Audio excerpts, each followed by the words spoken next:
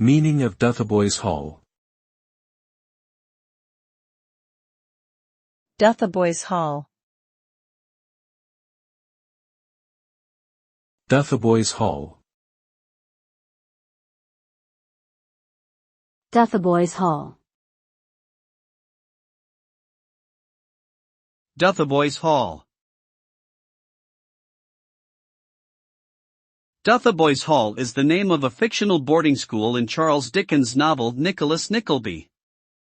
The school is run by a cruel headmaster, Wackford Squeers, who mistreats and abuses the students for his own financial gain.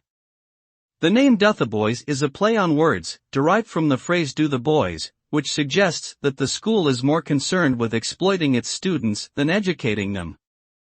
The result of this portrayal was a public outcry for better regulation and reform of boarding schools in Victorian England.